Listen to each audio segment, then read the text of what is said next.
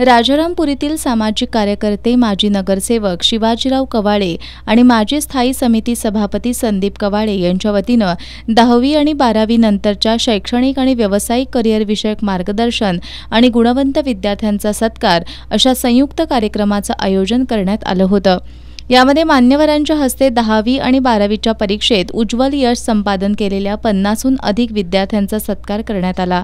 यावेळी बोलताना माजी नगरसेवक शिवाजीराव कवाळे यांनी आपण नेहमीच गरीब आणि होतकरू मुलांना शिक्षणासाठी मदत करत आलो असून यापुढे सुद्धा आपला मदतीचा हात कायम राहील असं सांगितलं। यावेळी डॉक्टर किशोर खिलारे यांनी उपस्थित पालक आणि विद्यार्थ्यांना शैक्षणिक आणि व्यावसायिक करिअर संदर्भात मार्गदर्शन केलं।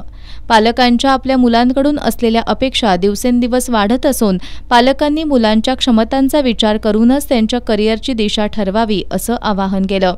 या कार्यक्रमाला विजय हेगडे, सचिन कवाळे, सुरेश अवघडे, सुनील बुचडे, बाजीराव अवघडे, शरद दाभाडे, पापा भोरे, शामराव महापुरे, राजू अवघडे, आनंदा शिंदे, सुरेश चौगुले, रमेश चव्हाण, अनिल कवाळे, शेखर कवाळे, विनायक देवकुळे यांच्यासह राजारामपुरी परिसरातील नागरिक उपस्थित होते।